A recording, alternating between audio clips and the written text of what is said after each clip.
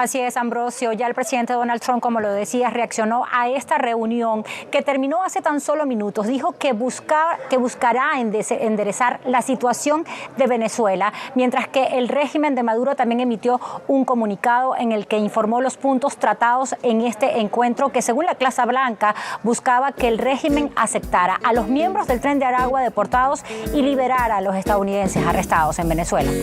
La relación entre Trump, la oposición y el gobierno venezolano será un tema clave y se dirimirá en función de muchas variables. Entre ellas destaca el realismo y la capacidad de presión de lobbies tan poderosos como el petrolero que, sin veleidades ideológicas, apuestan por la estabilidad de los flujos de hidrocarburos, el abastecimiento barato y los negocios seguros. Esto que acaban de escuchar lo escribía nuestro compañero Lautaro Rivara en Diario Red hace menos de un mes. ¿Tenía razón nuestro compañero? Escuchen ahora lo que decían ayer en el Diario de Cuba. El Diario de Cuba es un digital fundado en 2009 aquí en Madrid, contrario a los gobiernos de Cuba y de Venezuela. El artículo en el Diario de Cuba, que les traigo hoy, lo firma el corresponsal del Diario de Cuba en Caracas, un tal Salvador Bracho. Dice nuestro amigo Bracho: si se toman como una suerte de termómetro las opiniones vertidas por venezolanos en las redes sociales durante este fin de semana, en el chavismo se celebró lo que consideran que fue un reconocimiento de Trump al hecho cierto de que Maduro es quien ocupa el poder en Venezuela. Por otro lado, los ciudadanos venezolanos opositores manifestaron desconcierto y desazón, y los líderes de la oposición guardaron un silencio diplomático, salvo en los temas relacionados con los migrantes venezolanos en Estados Unidos. Trump confirmó un viaje relámpago a Caracas de su enviado especial para situaciones especiales, Richard Grenell. Este se reunió con Maduro efectivamente el pasado viernes y en cuestión de horas regresó a Washington llevando consigo a 6 estadounidenses detenidos por el régimen venezolano. Horas después, Trump dijo que un fruto de esas gestiones era la decisión de Venezuela de aceptar vuelos de deportados, pese a que no existen relaciones bilaterales entre Washington y Caracas y a que no hay tampoco vuelos directos comerciales entre ambos países, justamente desde el primer mandato de Trump, cuando su apuesta contra el chavismo fue la presión máxima. Esa política de presión máxima contra Venezuela no logró su objetivo, ya que Maduro siguió en el poder. Y continúa nuestro corresponsal del Diario de Cuba en Caracas. Según recuerdan algunos observadores, el Trump de ese primer mandato se negó de plano a abrir canales de negociación con el chavismo, como se hizo luego el demócrata Joe Biden. Todo apunta a que ahora Trump tendrá otra estrategia. Tras la fuerte política de sanciones del primer Trump contra las finanzas estatales y la industria petrolera de Venezuela en manos del Estado, Joe Biden apostó por aligerar las sanciones a cambio de concesiones políticas. Una de estas concesiones políticas fue evitar el encarcelamiento de la líder opositora María Corina Machado y la otra, permitir la realización de elecciones con la participación de la oposición. Sin embargo, dice nuestro corresponsal de Diario de Cuba en Caracas, en el caso del nuevo Donald Trump, factores como las licencias de la petrolera estadounidense Chevron, la situación de los estadounidenses detenidos en Venezuela y las señales de apertura de Nicolás Maduro hacia la migración juegan un papel clave. Vaya, vaya, vaya. Esta vez no lo dice Lautaro Rivara en Diario Red. Esta vez es el proderecha venezolana, Diario de Cuba, el que reconoce aquello que dijo hace mucho tiempo Francisco de Quevedo: poderoso caballero es don dinero. Y reconoce también que el control estatal de PDVSA es la mayor garantía que podría tener la soberanía venezolana en cualesquiera circunstancias. En Román Paladino, si necesitas comprarme mi petróleo y que reciba a tus deportados, deja ya de montarme golpes de Estado, ¿no? Es verdad que con Marco Rubio al frente de la diplomacia de los Estados Unidos no hay que descartar ningún escenario violento. Pero el peso económico del petróleo venezolano nos recuerda una lección política que, aun cuando sea evidente, hay que repetir. Si quieres proteger tu soberanía, acumula todo el poder militar y económico que puedas. Las buenas razones y el heroísmo no bastan para proteger a los pueblos del imperialismo. Además de buenas razones y heroísmo, hace falta también poder real y después que alguien explique las cosas. El poder de explicar las cosas se llama poder mediático. Aquí en la base no sabemos disparar fusiles ni misiles, ni tampoco sabemos negociar contratos petroleros, pero sabemos explicar las cosas. Y hoy te explicamos Venezuela. Bienvenidos y bienvenidas. La base, con Pablo Iglesias, Irene Zugasti, Manu Levín e Ina Afinogénova. Bueno, hoy hablamos de Venezuela y de Donald Trump, en un giro de guión que no todo el mundo se esperaba, pero en Diario Red, Lautaro Rivara lo dejó bastante claro hace menos de un mes después de la toma de protesta de Nicolás Maduro. Irene Zugasti, ¿qué nos traes? Visionario, el compañero Lautaro, pues como siempre. Pues bueno, vamos a analizar un poco en qué claves ha desarrollado esa primera visita de la administración Trump en Caracas y qué reacciones ha suscitado en todo el mundo.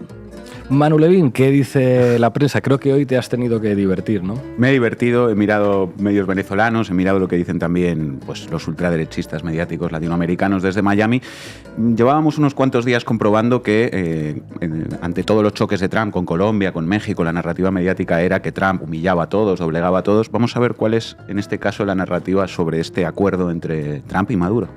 Ina Afinogénova, creo que hoy nos hablas de ofertas, de todo incluido, 2x1, cuéntanos. No, hablo de la oposición, como siguen saliendo los detalles, los trapos sucios, ¿no?, de la USAID, pues vamos a ver cuánto dinerito invirtió en la democracia venezolana, en el derrocamiento del régimen, en definitiva en la oposición, que bueno, no parece ser que haya gastado bien ese dinero, sino que lo malversó y bueno, veremos en qué se fue eso.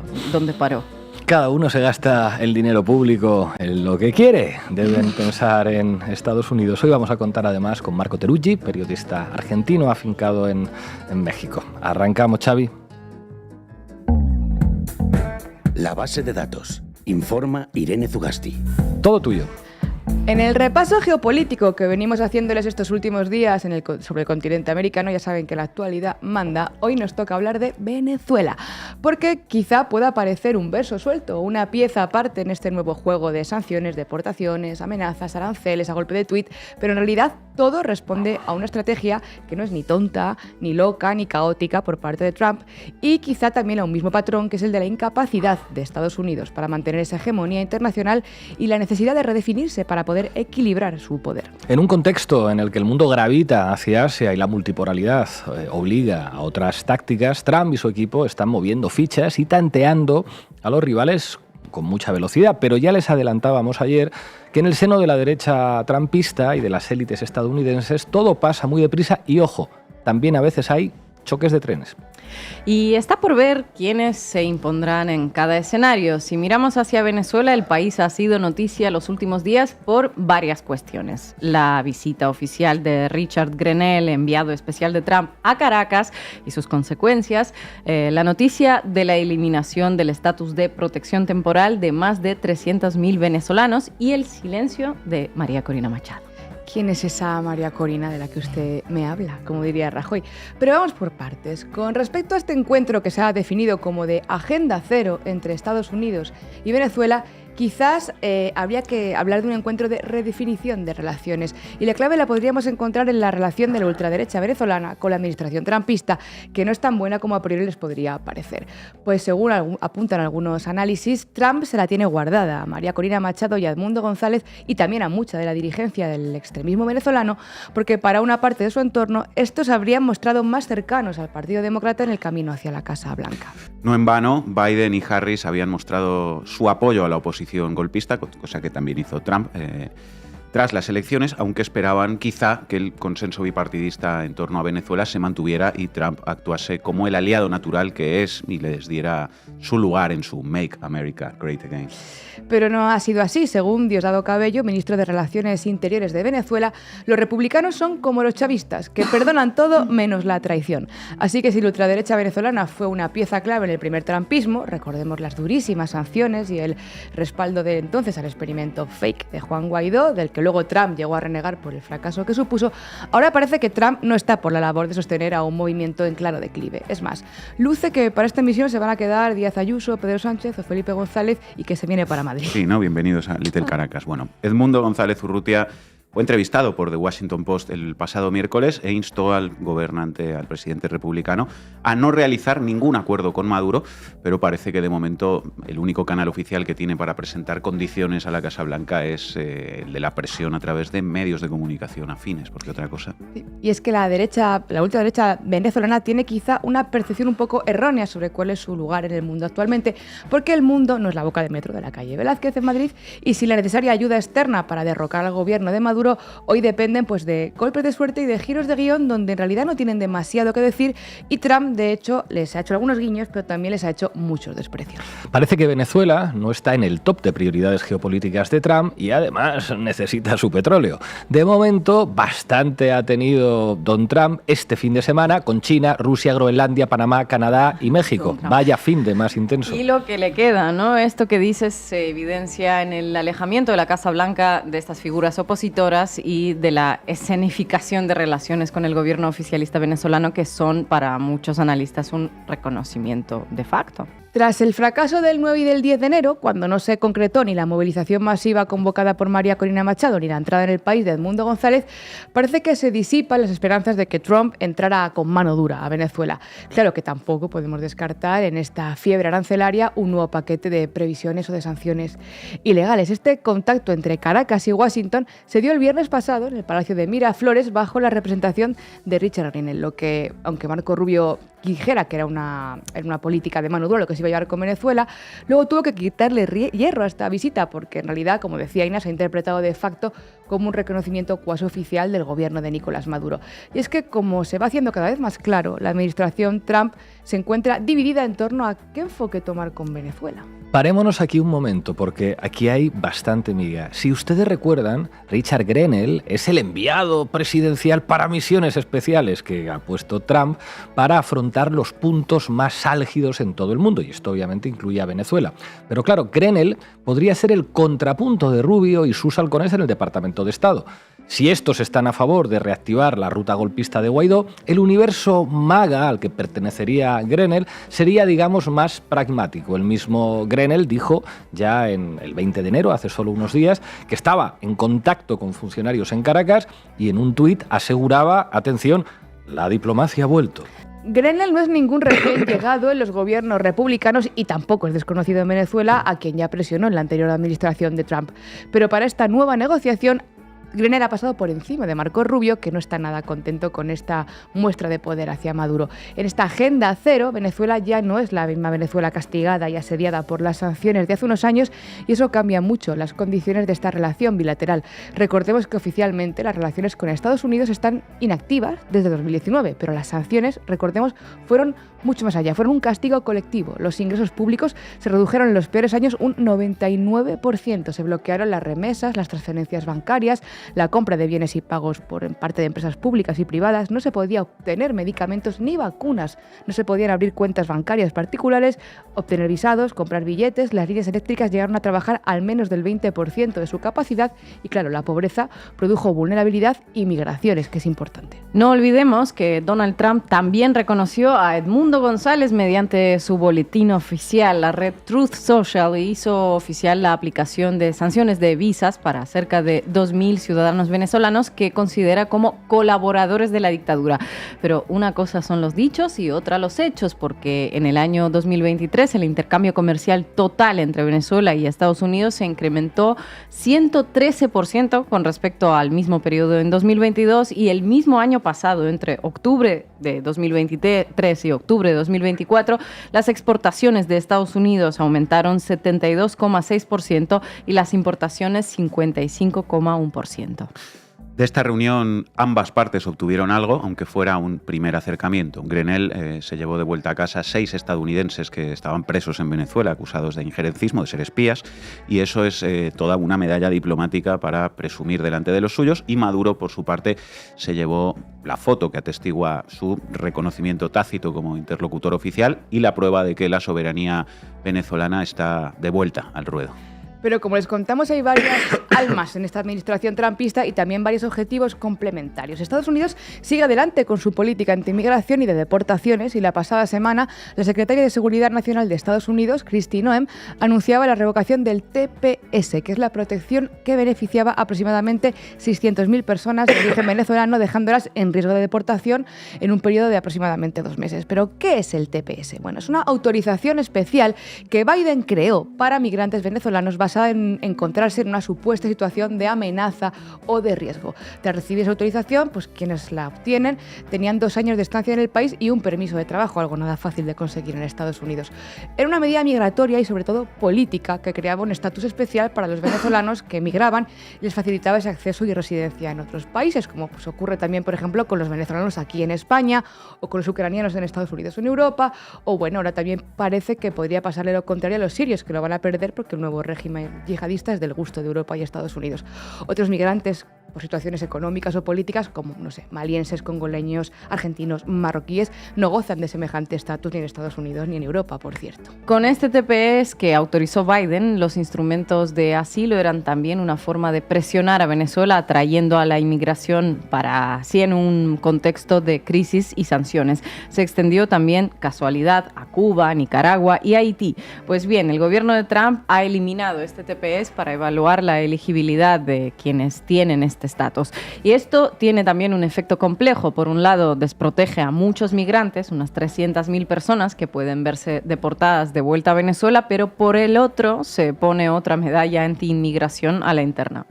Por su parte, Venezuela ya está aprobando un sistema de fondos y créditos con el ALBA para facilitar este retorno, ya que una parte importante de esos migrantes lo son por consecuencias económicas que ahora parece que pueden estar cambiando en el contexto de recuperación, con la apertura y el fortalecimiento de otros vínculos diplomáticos en Caracas. De hecho, es interesante leer el documento revelado por el propio Departamento de Seguridad Nacional de Estados Unidos sobre las razones para eliminar este estatus de protección oficial, este TPS. El documento viene a reconocer que hay una mejora objetiva en las condiciones del país. Y dice literalmente: en general, continúan ciertas condiciones para la designación de Venezuela al TPS, sin embargo, hay mejoras notables en varias áreas como economía, salud pública o delincuencia. Asimismo, el documento dice que no ve viable, ojo, conceder la residencia temporal a venezolanos que quieran ir a Estados Unidos actualmente o en el futuro. En paralelo a esta suspensión del TPS, el gobierno de Trump ha llamado criminales a todos los migrantes irregulares en lo que era antes simplemente una falta administrativa.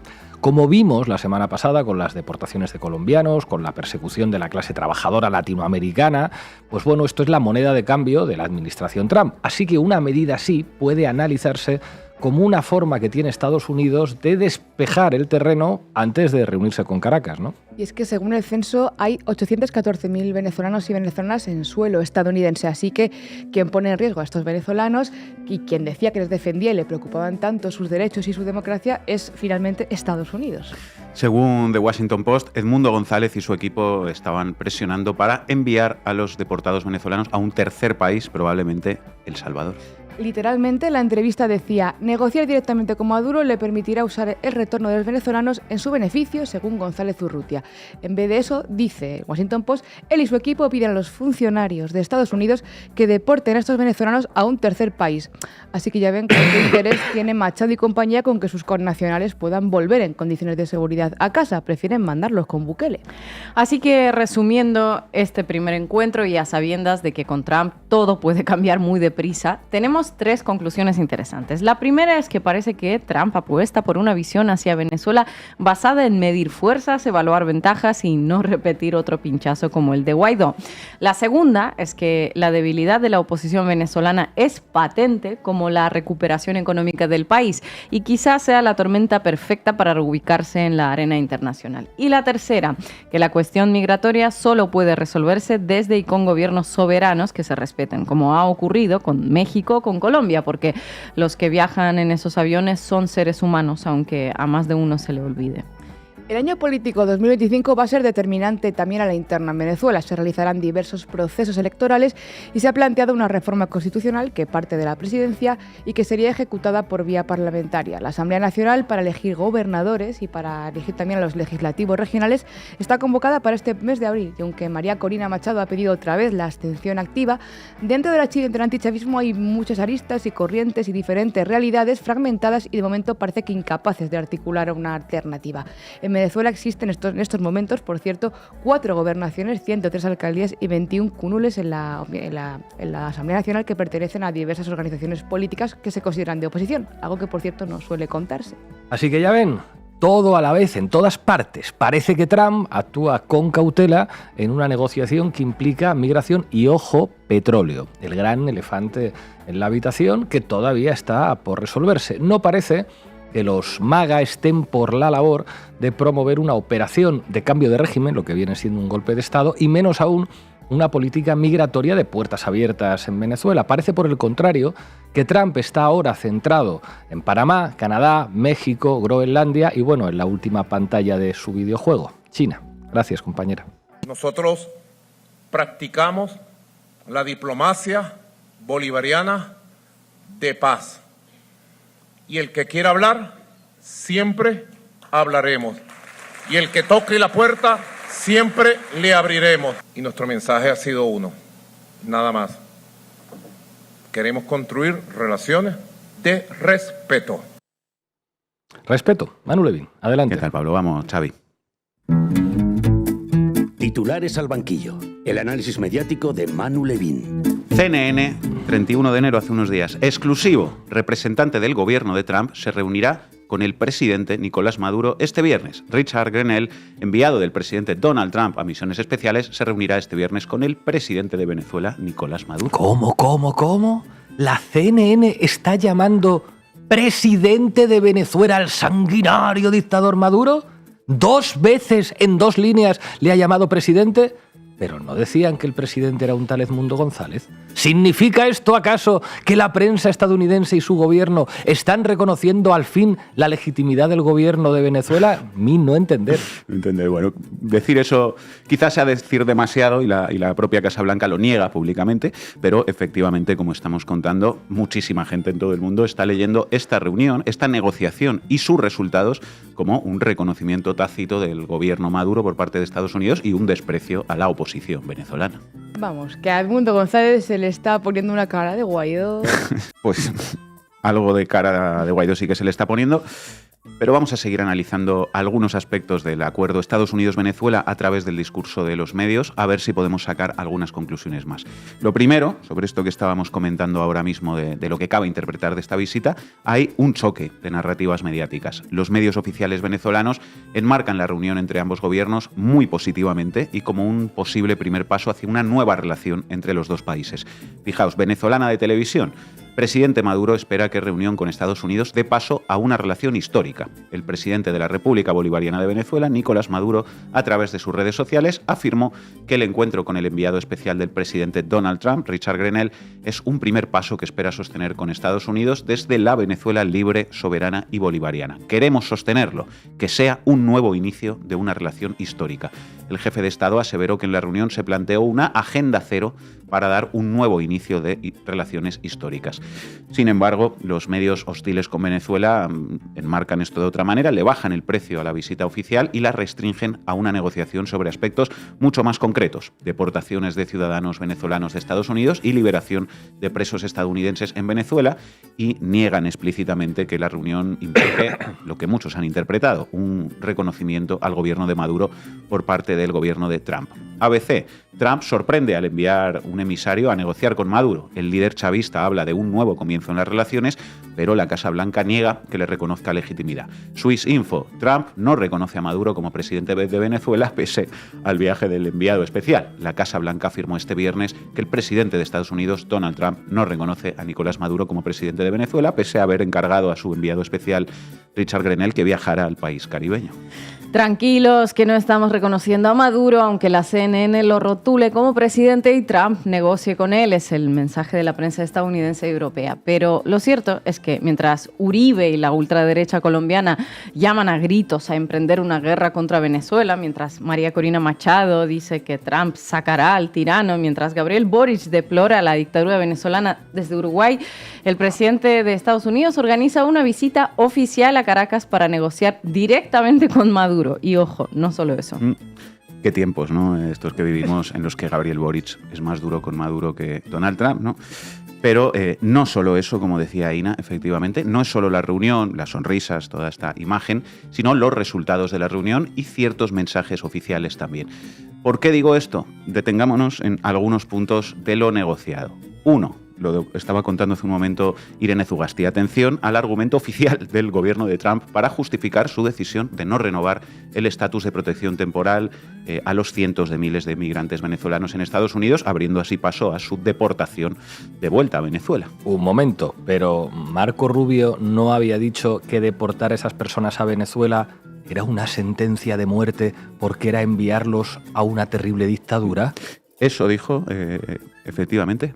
Pues bien, comunicado oficial del Departamento de Seguridad Nacional de Estados Unidos hace 48 horas. El departamento, en consulta con el Departamento de Estado, ha revisado las condiciones en Venezuela y ha considerado si permitir que los nacionales venezolanos permanezcan temporalmente en los Estados Unidos es contrario o no al interés nacional estadounidense. En general, ciertas condiciones para la designación de Venezuela al estatus de protección temporal en 2023 pueden continuar. Sin embargo, hay mejoras notables en varias áreas como la economía, la salud pública y la criminalidad en Venezuela que permiten a estos nacionales regresar de forma segura a su país de origen.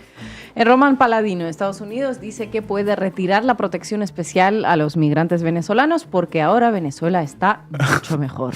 Venezuela va bien, dice Estados Unidos. 2. La Deutsche Welle hace solo 3 días. Trump dice que no permitirá la compra de petróleo a Venezuela. Ok.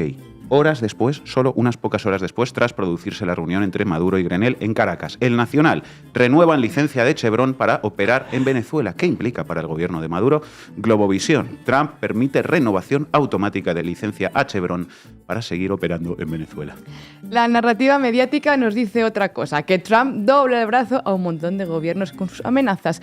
Pero la realidad es que se recuerdan pocos arranques de mandato de Estados Unidos con más recogidas de cable que las que está protagonizando Trump en estas semanas.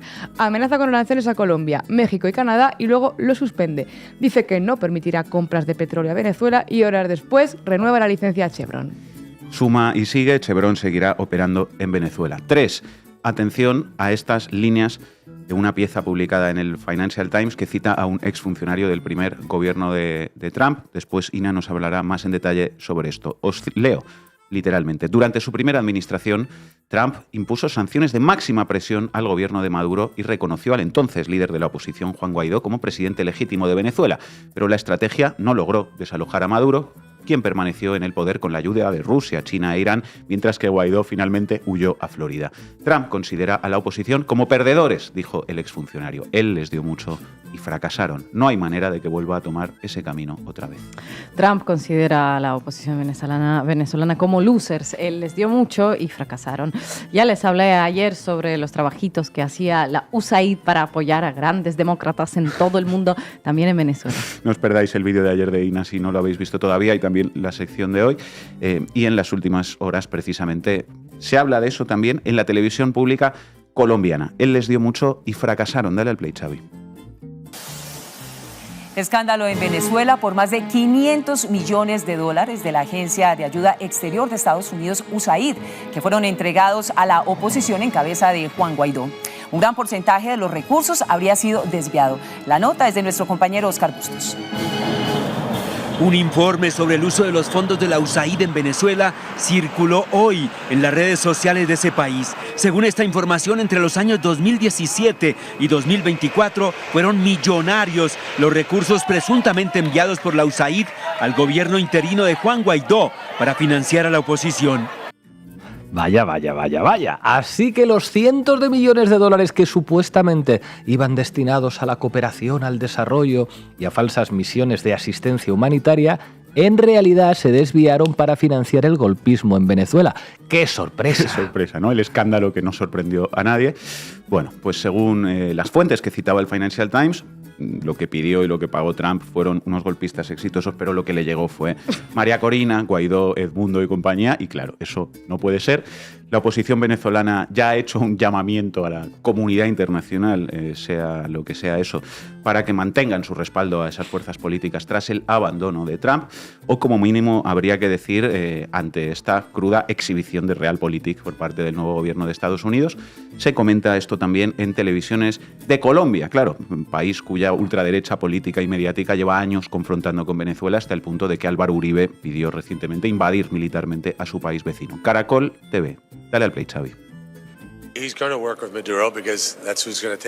Él va a trabajar con Maduro porque él es quien va a tomar posesión del cargo la próxima semana. Al final del día, Estados Unidos no es quien elige quiénes son los líderes de estos países. Tuvieron una elección. La gente dice que no fue justa, pero al final del día, los intereses de los Estados Unidos son detener el tráfico de drogas, que reciban de vuelta a todos los venezolanos ilegales que están en este país, recibiéndolos de regreso y que hagan negocios con Estados Unidos y que dejen de hacer negocios con Rusia y China. Ya sé que les dijimos que Maduro era un dictador y todo eso y que las elecciones las ganó el otro. ¿Cómo se llamaba? Es igual, mejor olvídenlo porque al fin y al cabo, at the end of the day, a fin de cuentas, pues el presidente es Nicolás Maduro. Pues más claro que el agua de Aruba, este senador americano, ¿no? No se le puede decir que no haya sido honesto. En fin, acabamos ya constatando una cosa más que es llamativa, lo adelantaba al principio. Veíamos antes la narrativa de los medios oficiales venezolanos, que es de celebración, y vamos a ver ahora cuál está siendo el discurso de la ultraderecha mediática latinoamericana, porque en los últimos días veníamos comprobando cómo la narrativa de los medios serviles con Estados Unidos sobre todos los choques diplomáticos de Trump con Colombia o México estaba siendo decir que el ganador era Trump, siempre que los estaba humillando a todos. El País, hoy mismo, por ejemplo, Trump se apunta a sus primeras victorias con su agresiva diplomacia del chantaje. El presidente de Estados Unidos ha logrado concesiones de México, Canadá, Colombia y Panamá con sus amenazas, la misma cantinela otra vez. Bueno, pues resulta que respecto a todo esto entre Estados Unidos y Venezuela, la narrativa de la derecha mediática latinoamericana está siendo toda la contraria, que el ganador de este acuerdo no es Trump, sino Nicolás Maduro. Jaime Bailey desde Miami. A Maduro le conviene esta política, le conviene inmensamente. ¿Quién es el gran ganador de este acuerdo? Yo digo que Maduro, no Trump. Yo digo que Maduro. ¿Quién es el gran perdedor? Tampoco el gran perdedor es Trump, porque Trump se sale con la suya, manda a centenares de miles de venezolanos de regreso a su país y en aviones ofrecidos tan cordialmente por Maduro. El gran perdedor, creo, es el pueblo venezolano, ¿no? Los miles de venezolanos que van a ser deportados sin haber cometido ningún crimen en este país, solo por no tener los papeles en regla, ¿no? Estos son los grandes perdedores, creo yo, ¿no? En lo inmediato, ¿no? Y en el mediano plazo perdemos todos los que queremos que Venezuela sea libre, ¿no? Y que Venezuela se libere de Maduro. Trump, está claro, no va a hacer ningún esfuerzo para derrocar a Maduro. No. Todos sus esfuerzos están ahora enfocados en ese acuerdo que acabo de describir. Te mando a los deportados, no me tomes prisioneros estadounidenses diciendo falsamente que son espías y dejo que Chevron siga sacando petróleo contigo en Venezuela. Por eso digo que Maduro es el gran ganador, ¿no? Y por eso la prensa venezolana, ayer sábado y hoy domingo, la prensa, digamos, partidaria del régimen autocrático estaba encantada, estaba dichosa, ¿no? Globovisión, El Universal, en fin, los periódicos, las televisoras, festejaban. Pues no hay más preguntas, señoría. El gobierno y los medios venezolanos de fiesta y los fachos lamentándose. Tú llorando en Miami, yo gozando en Caracas, podría decir ahora la canción. Gracias, Manuel. I'm announcing $52 million in new funding from USAID to support the interim government and the people of Venezuela as they seek to restore citizen-responsive democratic governance. Venezuelans are a great people and they have a bright future, and we look forward to walking with them as they claim that future. USAID, defendiendo la democracia en todo el mundo. Ina Finogénova. Vamos. ADC. ¿Para qué me invitan? El análisis internacional de Ina Afinogénova. Bueno, ya lo decía Manu, Trump considera a la oposición venezolana como perdedores, les dio mucho y fallaron. No hay manera de que vaya a volver por ese camino de nuevo. Esto que les acabo de leer es una cita exacta de un exfuncionario de la primera administración de Donald Trump, publicada por el periódico Financial Times hace tan solo 3 días. Y esta es una respuesta corta a la pregunta que todas nos hacemos estos días, la de cómo es posible que luego de años de intentonas golpistas, intentos de magnicidios, desembarcos de mercenarios, un representante estadounidense se dé un apretón de manos con Nicolás Maduro sin más. Pues he aquí la respuesta, que de cara a la Realpolitik cunde más tratar con alguien a quien has intentado derrocar y no pudiste hace algunos años que con una asociación de piratas inútiles. Que Trump no se fiaba de las apuestas estelares que hizo su propia administración para derrocar a Maduro se supo hace algunos años ya a través de las memorias de su ex asesor de seguridad, de John Bolton, que hace unos 5 años publicó en su libro que la candidatura de Juan Guaidó, por ejemplo, nunca le convenció al presidente estadounidense. Le parecía débil y, según él, no tenía lo que había que tener, literalmente. Poco después de la autoproclamación de Guaidó y la cadena de reconocimientos internacionales, Trump le habría dicho a Bolton que no le gustaba dónde estaban, la verdad. Vamos, no tienes huevos, parece que le estaba diciendo. No le gustaba, pero siguieron adelante sosteniendo la pantomima junto con la comunidad internacional durante unos cuantos años más. Y claro, después de semejante ridículo, que además no trajo ningún resultado palpable, pues ¿quién querría volver a transitar ese exitoso camino, verdad? Pues nadie, más allá de que, como contó Irene ya, los tiempos geopolíticos han cambiado muchísimo. La cabeza empresarial de Trump debe tener muy presente el recuerdo de que la oposición venezolana es una especie de esquema Ponzi, traducido a la política, una estafa piramidal que atrae a los inversores, literalmente estados, fondos, ONGs dispuestas a financiar su lucha contra el régimen, logra mantener esa ilusión durante un tiempito, ya cae la dictadura, ya casi, hasta que alguno de los que habían comprado toda la fantasía y puesto su reputación en defenderla, pues empiece a pedir el reembolso de lo invertido, ¿no? Y ahí es cuando se desploma todo, ni dividendos, ni ganancias, ni cambio de régimen, ni democracia, ni siquiera lo prestado le devuelven, nada, inversión a fondo perdido. Parece mucho más seguro hablar con Nicolás Maduro, desde luego, al menos a ojos de un empresario y un negociador que lo que quiere es sacar algún beneficio práctico de todo ello. Y parece que Trump, por lo menos en lo que respecta a Venezuela, está en ese esquema. Todos los trapos sucios que salen a la luz ahora a raíz del cierre de la USAID, la Agencia de Estados Unidos para el Desarrollo, confirman la regla sin excepciones. La oposición venezolana es uno de los activos más tóxicos en los que ha invertido Estados Unidos, de mala calidad, con un riesgo elevado y con baja probabilidad de recuperar su valor. Un activo subprime, vamos. Eso es, y ahora se puede más o menos calcular la cifra que la Agencia para el Desarrollo, la USAID, desembolsó en ese activo subprime. Para eso ni siquiera son necesarios documentos desclasificados. La embajada estadounidense, así como funcionarios de la USAID y representantes de la oposición venezolana, lo han ido reconociendo a lo largo de todo este tiempo. Por supuesto, todo iba acompañado del necesario asterisco que aclaraba que los fondos iban a la sociedad civil, la ayuda humanitaria y los venezolanos de a pie. Bueno, la realidad pues está más bien a la altura del esquema Ponzi, ya lo sabemos. Hace exactamente un año, la Embajada de Estados Unidos en Venezuela reconocía en un tuit que desde el año 2017 Washington ha entregado $2.300 millones en apoyo a los venezolanos.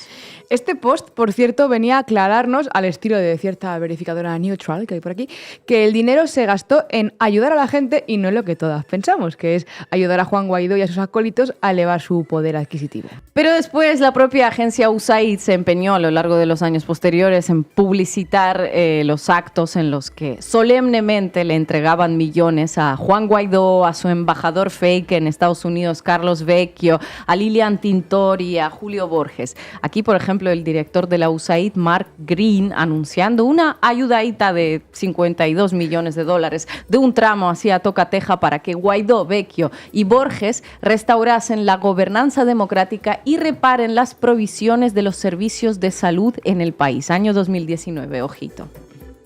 We've just had a wonderful conversation, Ambassador Vecchio and myself and the rest of the delegation, I've been impressed with their leadership since we first met back in January. In the meeting today, I was able to give them the great news that I'm announcing $52 million in new funding from USAID to support the interim government and the people of Venezuela as they seek to restore citizen-responsive democratic governance and repair the provision of health services in their country. USAID and the Trump administration more largely fully support the interim government of Juan Guaidó, the democratically elected National Assembly, and the Venezuelan people as they work to end the illegitimate Maduro regime. Pues muy bien, impresionado por el liderazgo de Carlos Vecchio y Julio Borges. Poquito antes de la pandemia de COVID-19. Es importante recordarlo porque en medio de la emergencia sanitaria el gobierno de Nicolás Maduro solicitó que el Banco de Inglaterra desbloqueara los fondos soberanos venezolanos congelados gracias a las gestiones de la oposición y la comunidad internacional. Se propuso hacerlo con la mediación de la ONU para que el país pudiese acceder a su dinero. Concretamente se trataba de lingotes de oro valorados en 1.600 millones de dólares para atender el desastre sanitario. ¿Y qué pasó? Pues nada, no pasó nada. Esos 1.600 millones de dólares en oro pertenecientes a Venezuela siguieron bien guardados en Londres, generando sus respectivos intereses, pero tranquilos, que la USAID le dio a Guaidó 52 millones para que reparase las provisiones de los servicios de salud en el país. Supongo que está de sobra mencionar que no pasó nada con las provisiones de los servicios, al menos nada que tenga que ver con ninguna intervención del equipo del presidente encargado. Pero la USAID los siguió cebando de dinero. En 2020, en su página web, hoy tumbada, hoy desactivada, reconocieron haber suministrado a la oposición venezolana casi 467 millones de dólares desde el año 2017. De ellos, unos 128 millones de dólares habrían ido directamente a ayudar a Guaidó y a la Asamblea Nacional. Quería agradecer al gobierno de los Estados Unidos, por supuesto, a la agencia USAID, por todo el respaldo que le dan a las ONGs, a los grupos organizados en Venezuela para recuperar y rescatar nuestra democracia.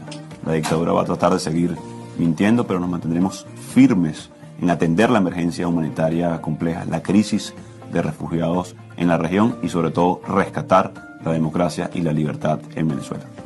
We support you and your government as you seek to restore democracy to Venezuela. Estamos con ustedes. Con ustedes.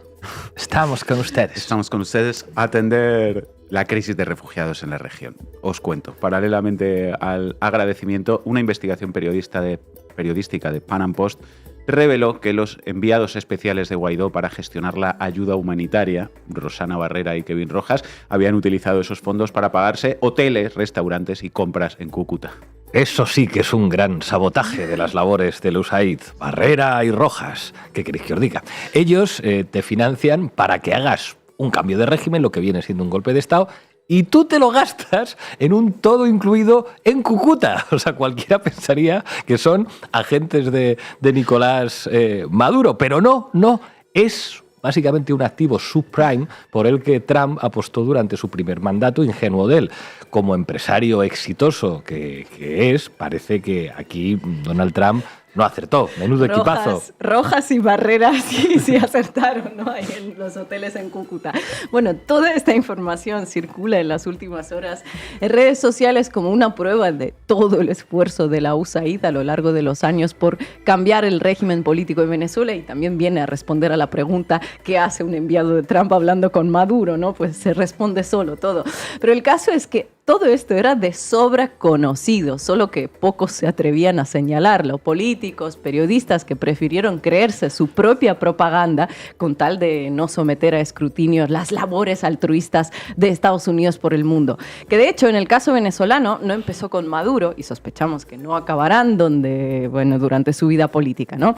Hugo Chávez acusaba sistemáticamente a la Agencia para el Desarrollo de intentar derrocarlo, y las pruebas llegaron cuando ya había fallecido. Un cable de Wikileaks reveló la implicación de la USAID en un plan de 5 puntos diseñado desde Estados Unidos. Se pretendía acabar con Chávez, dividiendo al chavismo y aislando al mandatario venezolano internacionalmente. Con Maduro siguieron intentándolo, inflando de dinero a la oposición. Hoy hay muchos comunicadores y librepensadores que junto con la administración de Estados Unidos apostaron por Guaidó y que tienen un despertar de un largo letargo, un hemos sido engañados. ¿Cómo ha podido pasar? Nosotros creíamos que eran para para la lucha contra la dictadura, contra el tirano, y Guaidó, Leopoldo López y Vecchio solo querían hacer negocio. Bueno, nunca es tarde para revelaciones si la dicha es buena. Nunca es tarde si la dicha es buena, ¿no? Darse cuenta. A Donald Trump le tomó un mandato entero darse cuenta. En el segundo ya no comete esos errores y se pone a negociar con Maduro. Luego ya pondrán a sus organizaciones afiliadas a la CIA a pensar nuevas estrategias de subversión, que como dijimos ayer, no por esto Estados Unidos va a dejar de interferir en los asuntos internos de otros países. Pero de momento el gobierno de Venezuela es más seguro que el subprime opositor.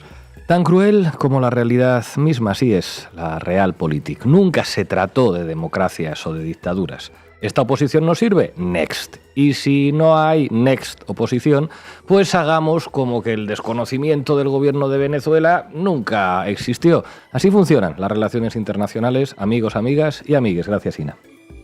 We want to do something with Venezuela. I've been a very big opponent of Venezuela and Maduro. They've treated us not so good, but they've treated, more importantly, the Venezuelan people very badly. We have tremendous Venezuelan population. I got 92% of the vote, the Venezuelan vote. Now we want to see what we can do to get people back in their homeland safe, free, and all. He's meeting with a lot of different people. Hoy contamos con Marco Teruggi. Marco, muchísimas gracias por atender una vez más a Canal Rey y a la Base. ¿Cómo estás? ¿Qué tal? ¿Cómo están? Acá escuchando atentamente el análisis sobre Venezuela y los últimos hechos. Queremos conocer el tuyo. Cuéntanos. Bueno, creo que estamos asistiendo a lo que es la decisión de Donald Trump ante un expediente conocido. Tal vez diría, antes de entender por qué Trump tomó esta decisión, la existencia de dos grupos de presión o dos lobbies, ¿no?, sobre el presidente. Un lobby que desde que ganó las elecciones le dijo: en Venezuela hay que ser pragmáticos, hay que negociar, hay que continuar la política con, sobre todo, Chevron, pero también muchas empresas que quieren ir a hacer negocios a Venezuela, estadounidenses, europeas, y no hay condiciones para hacer otra cosa. Y finalmente lo que interesa, como bien explicaron, no es la democracia, sino los negocios que ahí se puedan hacer. De alguna manera, continuar lo que ya había hecho la administración de Biden, que hizo flexibilizaciones puntuales a las empresas que le interesa a Estados Unidos. Y otro grupo de presión o lobby que le planteó nuevamente: ahora es cuando, Maduro está por caer, no tiene apoyo social, hay posibilidad de que la Fuerza Armada Nacional Bolivariana se rompa, hay ruido en los cuarteles, hay que volver a la máxima presión. ¿Qué es la máxima presión? Volver a una política de sanciones muy dura, es decir, quitar las flexibilizaciones, reconocer al gobierno de Edmundo González como el gobierno legal y legítimo de Venezuela y volver a poner en marcha lo que acá llamaron como el esquema Ponzi, acertadamente, nombrando a embajadores, diplomáticos, financiando una suerte de paralelismo diplomático fuera de Venezuela y intentar operaciones de tipo encubiertas, ¿no? Esto hay actores venezolanos que lo dicen abiertamente: hay que hacer acciones de fuerza contra Venezuela. En este segundo lobby está Marco Rubio, Mauricio Claver Carone, el senador Rick Scott, por ejemplo, y es gente ampliamente conocida, y creo que esto es importante. Este conflicto es largo, es viejo, tiene 25 años si tomamos desde cuando Chávez asumió el primer mandato, y casi todos los actores finalmente se conocen. Y entre estos dos lobbies de presión, el que le dijo sé pragmático a Donald Trump y el que le dijo volvé a la máxima presión, ahora es cuando, estuvo y está la propia opinión de Donald Trump. En primer lugar, y lo explicaron, Trump tiene un recuerdo de lo que fue la experiencia de Juan Guaidó.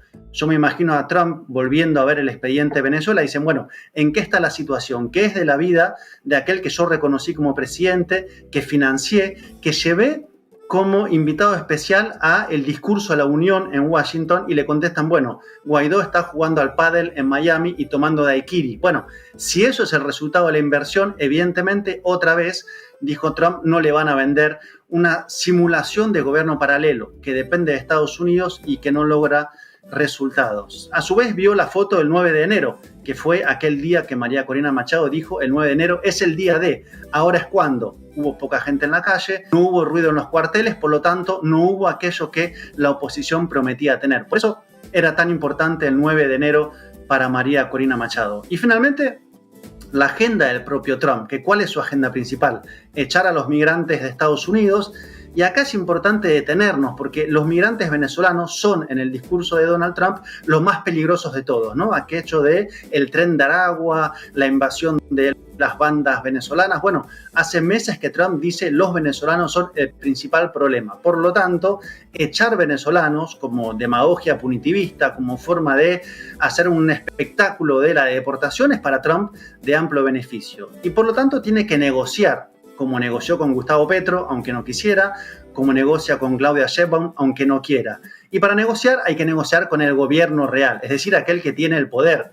¿Qué es el poder? Las instituciones, la Fuerza Armada, un territorio, y eso es Nicolás Maduro. Y diría que hay algo más en el tema de Venezuela que le interesaba particularmente a Trump, que es la cuestión de los estadounidenses detenidos. Este es un tema siempre sensible para Estados Unidos cuando hay ciudadanos que están detenidos en un país fuera de Estados Unidos. Por lo tanto, Trump dijo, bueno, si la opción de la máxima presión otra vez va a ser una mala inversión, de hecho, la oposición venezolana debe ser la peor inversión en política exterior de Estados Unidos, voy a negociar lo que me interesa. Migrantes para que Venezuela los reciba y detenidos estadounidenses para traerlos de regreso. Y eso fue, de hecho, lo que hizo Richard Grenell. Fue y volvió con 6 detenidos estadounidenses. Y acá creo que también la respuesta de Nicolás Maduro, de la diplomacia venezolana, fue inteligente. Dijo, si Trump apuesta a por la vía pragmática, démosle un resultado. ¿Cuál es el resultado? Que vuelva con 6 estadounidenses y aceptemos migrantes de regreso, o sea, vuelos que vengan de Estados Unidos a Venezuela, porque es la forma de mostrarle que sí hay voluntad de negociación y que no hay necesidad de que sea Rubio el interlocutor principal. Y ahí creo que la respuesta de Venezuela fue esa. Y del otro lado, que continúe Chevron haciendo negocios en Venezuela, que vengan más empresas de Estados Unidos o de Europa a buscar petróleo o gas, el tema del gas es importantísimo, y que de alguna manera siga el actual statu quo, que para Venezuela es un problema por el conjunto de sanciones económicas, pero algunas flexibilizaciones le permiten hacer negocio, y finalmente para Trump le permite su demagogia punitivista. Creo que esta es la situación actual. Lo demás es ilusión, y creo que de hecho la oposición venezolana está ya imposibilitada de seguir vendiendo la fantasía de Edmundo González. De hecho, ¿cuál fue su principal conclusión? Donald Trump decide terminar con el TPS con los venezolanos, cosa que la oposición no quiere, y decide ir a negociar con Nicolás Maduro, cosa que la oposición no quiere. Conclusión, la oposición, como decimos en Argentina, está pintada. No decide, no tiene influencia, no tiene llegada, y es un Trump pragmático, con prioridades claras y que va a hacer negocios. Y la otra, la que es la del esquema Ponzi, realmente no ha dado ningún tipo de resultado. Creo que esa es la línea, y ahora hay que ver qué sigue en términos de negociaciones, pero ya la puerta está abierta. Marco Teruggi, muchísimas gracias por atender a La Base. Hasta pronto, compañero. Por favor. Llegamos al final del programa. No olviden apoyar a Canal Red a través de este QR que tienen aquí a mi izquierda. Necesitamos crecer, necesitamos tener más recursos para poder seguir haciendo periodismo. Hoy les vamos a dejar con un temazo de Rechainak que se titula Si vis pacem para bellum. Hasta mañana.